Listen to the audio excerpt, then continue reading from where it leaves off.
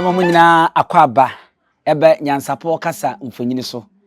Ene yasa enwadi ehia bium. Yasa sinkonwa yasa atenase. Yebetoato adwene ne yesesa adwene. Yafamu adwene na yesua mu sabi nyansa na afi yedibi awasa yesrem na yede abo yabrabo tu yanamon. Ahai NYANSAPO kasa mfonyini so da bia asa de yeka no no yesane ne badwemba. Eno nti yebesane no bomoden na afa wondukutu awisi ahwemienu santami fedi akiri efa maye se ne beye enne de yeba besua no no wonso no ubenya bibi papa bi de efrimu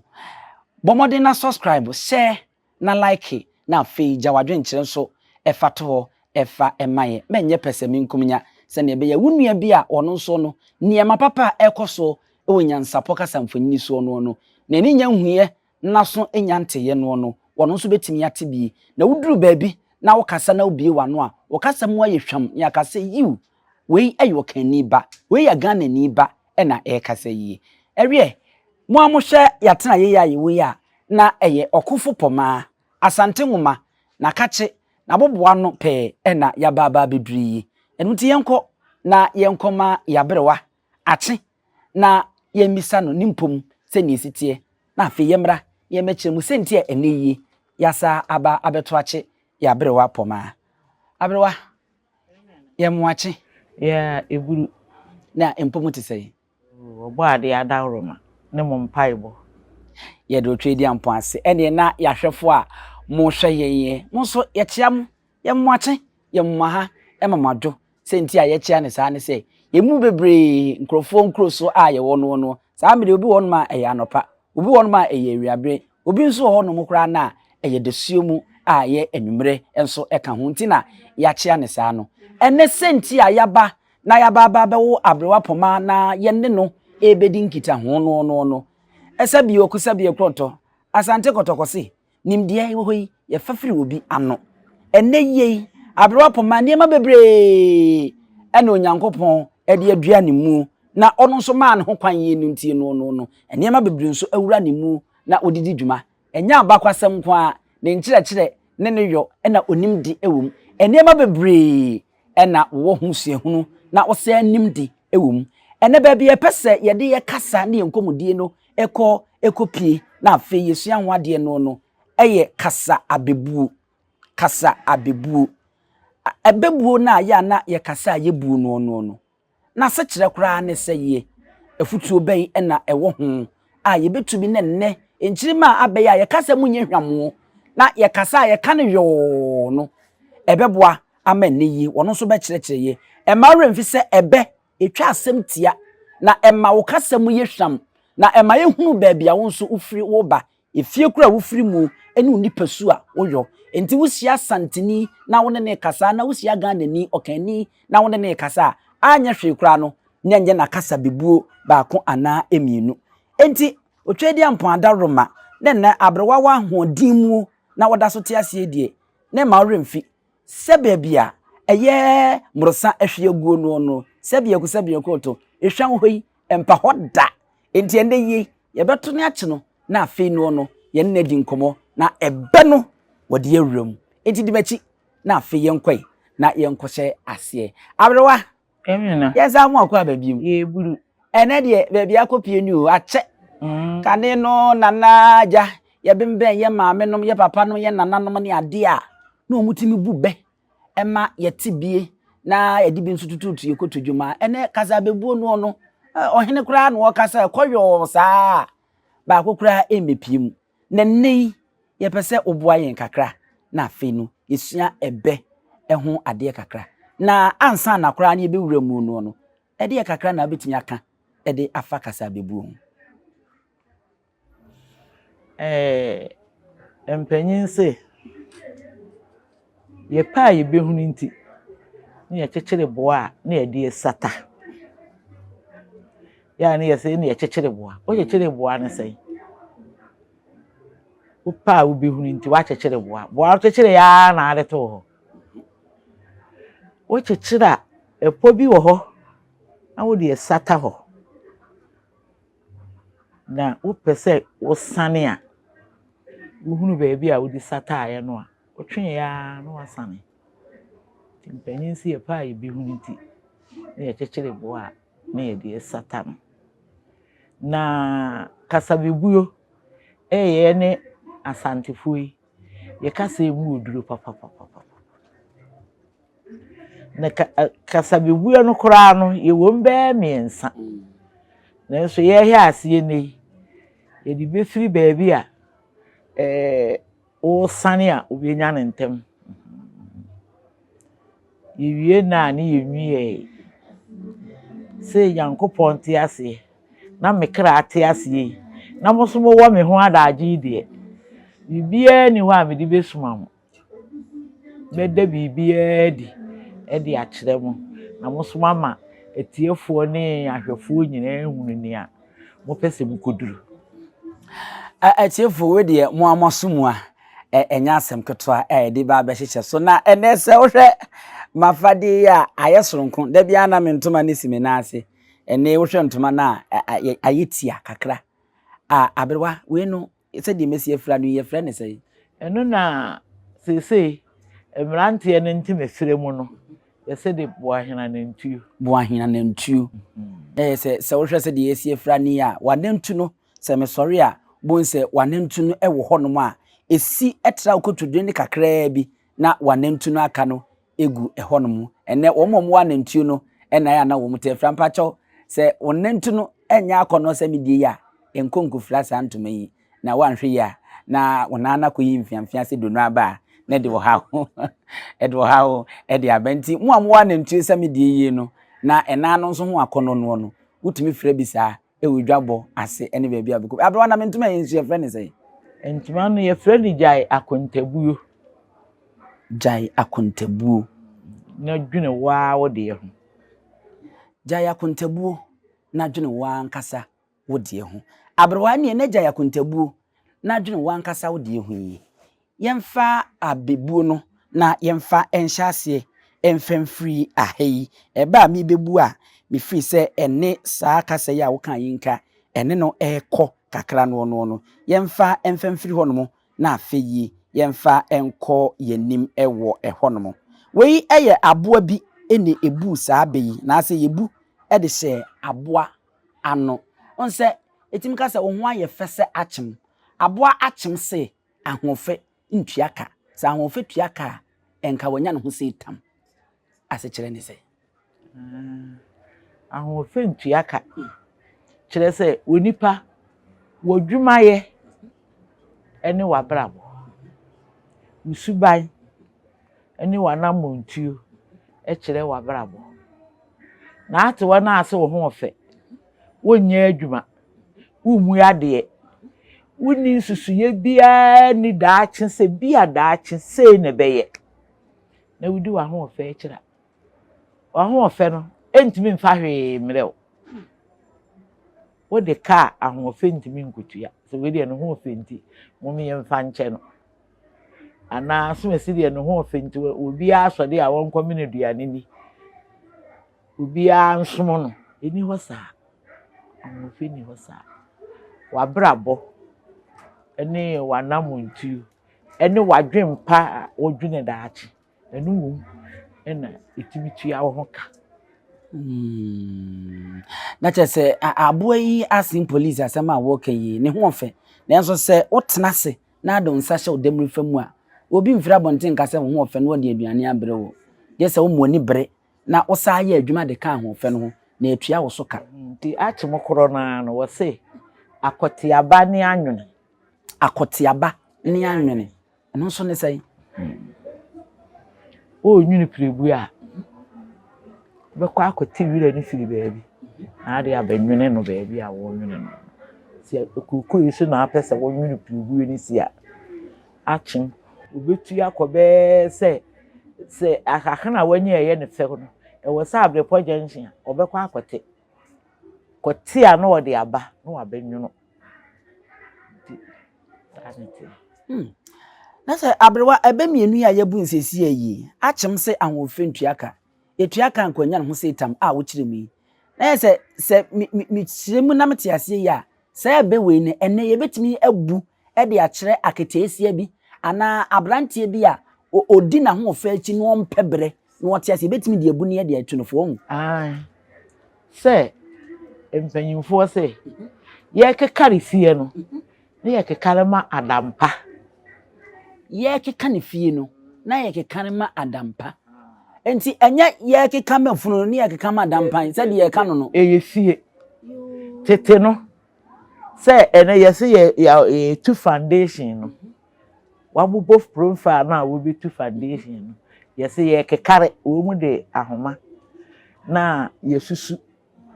se fie ne kase ne na yi ni adan ye bebemu ye kekare fie no ne ye kekare ma adampa fie ne kakra no a ye susu ye no na afi ye chichechiche mu no adan dodo a ebetimi akomu adampa pa ebikomu no ne mpanyin se ye kekare fie no ne ye kekare ma adampa arefo se mohu ne keka kɔ no mpanyin se hwrema wo yi na twetwe nwomba ebe ba ko a yebu ye no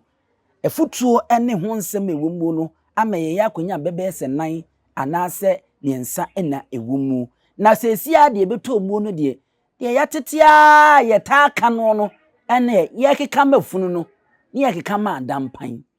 de nso abrewa kyerem se saa enya saa na te ye sini trase a ya ma mogya anwunu no eno no wabu no se de sika no paa no e de akyere ye no na se ni tintini nti a wamu abrewa saa beyi a yabu ne hanyina no wo kye obabunu bi a wompe bre na odi na ho ofa akyi a utumi di bu na wodi tunofo e ma okasa no mu yehwam saa kyerɛ sɛ wababunu bi te hɔ abrante ana ababaawa bi odi na ho ofa akyi wompe bre a wetimi akye na si hɔ nom kyerɛ sɛ saa ebe no a ye de fa akyem so anoma akyem so no enya akyem ye kama nipa nipa da sani nti ene yebu saa be no na wo awutie mu asoma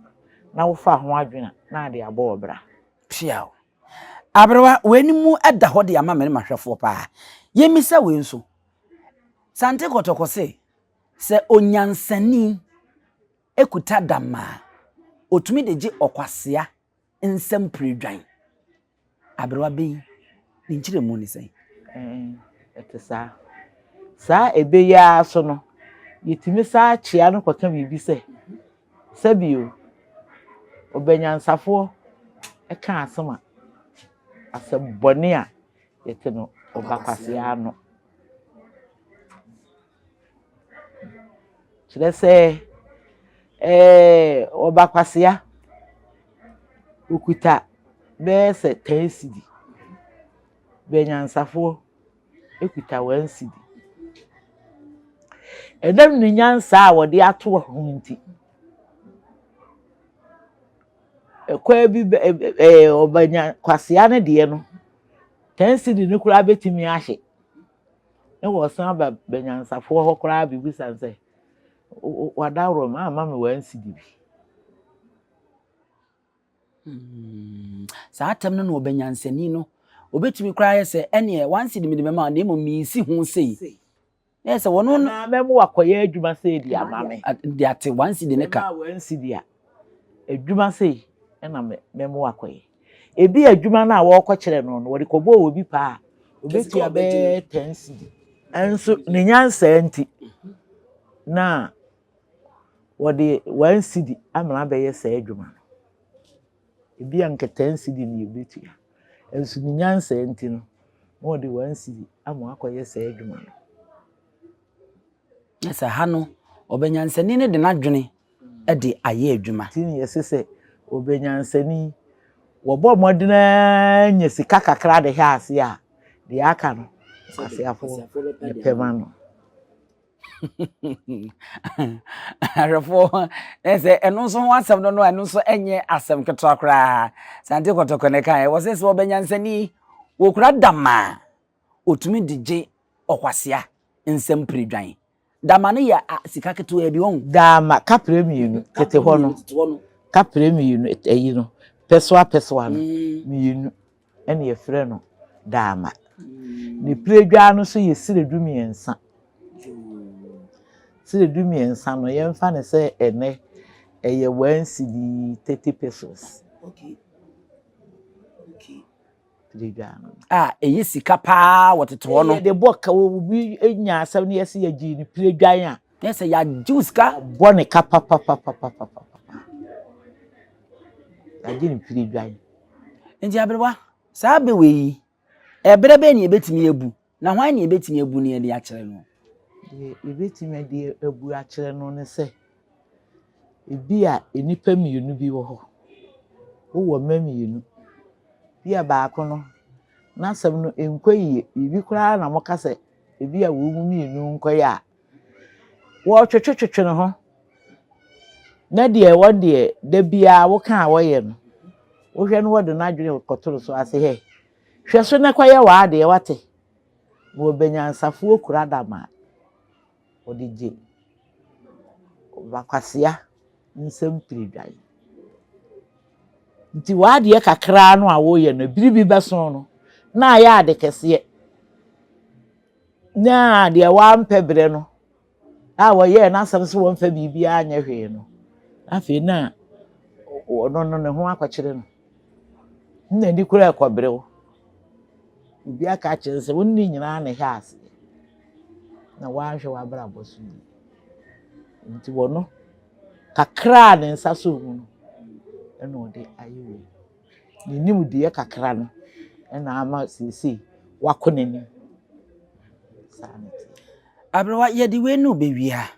efutuo kakra be na ade beka efa bebu ehu e de akire ne nchirima yaso aye menye na kasa bebu ne ye ankase ye kasa kra no yato na jeje mu ene social media so ne mea ya wodo no enkomodie mu kra obi ka twi kasa no ana ye ne ayekurum kasa yi na otia enye ade a ha adwenye na emum okapoto kasa na enye ye kasa na otia na ye de sere no nti amma ye ne ye kasa no kra na se ye hu hia ye afutu be na ode be ma enchirima afutu am de be ma enchirima ne se ye se empanyin se wo kwa mechi eja nti se eja no awo wo kwa mechi eja nti se eja na no ani na wa wo chi ano na ye ni a ye kasa yi no ye kasa ebu oduro pa ye kasa so a eti nipa anim na ye ne panyin bi te kukuyum ahafo kukuyum na ofiri twede na tete ho no bukuye wo mu adwuma kase pa na nsa fufuo so a wo mu ane so ansa be kumase no dodo na ye boko na woni panyina pe ka ase bi wo ka ase bi cho na ade di agro wo si ase mo hia twedefo na bokofo de so ansa asema ehia twedefo no na bokofo de so ansa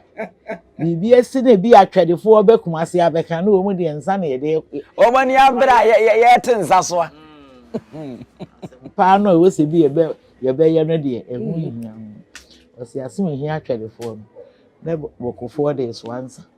ebi ani wo so obi be gina ha nani abere person ko onya bi tie na nko de hwede obi so de nam huri ko ba de wo kire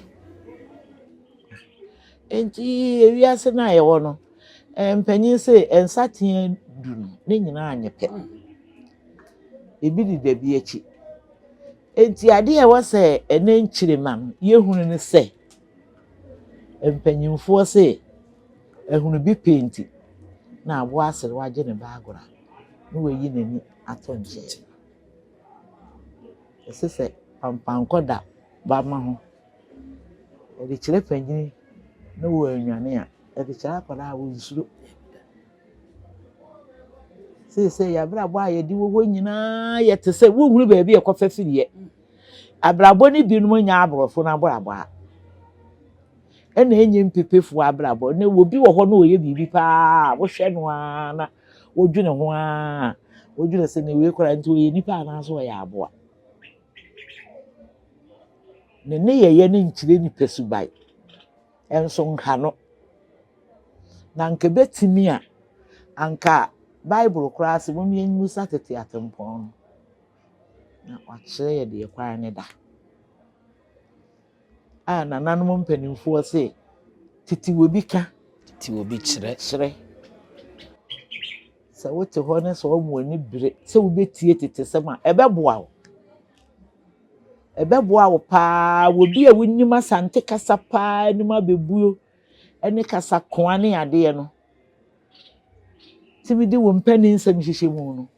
woduru baabi a wo dem ba akɔpɛ me de ne mi hu no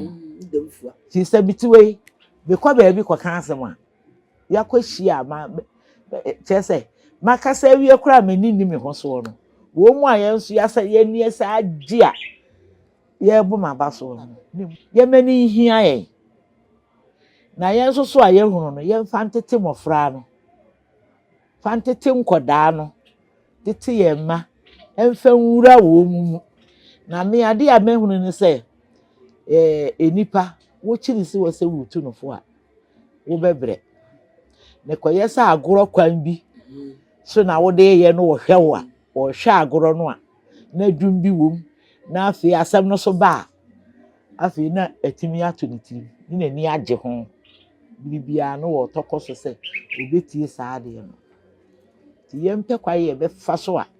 yɛ ne yɛ nkyirema no ɛbɛkyɛ bibi ano na yɛ kama Abroa yeda wano ase arefo sa mohune ebobo ba bronguma egu nhyɛnimpo na etikuma kwadue ne beso ebribira afeni ahya ase o se mohu ba bia ade no akwakosie bomoden nafa wadi ku chawisi a huni mienu santem ifadi akire na wo de subscribe share na like na gya wadwen kyere efa to efa emaye midi ene abusua pani owusu aduomi yede mbesia ya mamu nyina mo ene hwa wagyen ahino adenti ne ebube ne brebe nse si ebube ebeye de den kura preko enim sebe odwampopo bi esi kuro nim a wase wadore sra tanyini wontena fie ema aseduamfo blani pie frimantam bahin se pin enye nkwande wa na yesotro no wa ansa na odi asebe fita na no makodi ebrensi am wa otua ne nsem mojabumo nim hu bi duanani wie klaman wo ye sofo kra wo nye yie bi tontonte ye no sa na ye fa nyansapo abone ntaka na mane yakese na ntakra abone de fanyinam kwatere kwa mada woro ma ntuma ye fe ni din de sei ni din de obama akola wa no so pese otrimu osuma ense bratam se fanfam ne honhon hia na America sa sebe ka ya twa ni mu nyame nai ebu afa so enye de ya twa ni mu twa nyame sebedi akone be kwen bodi atwede na se kofi nro ni ya aben ntima nyina ni mu ampata na wo yade ya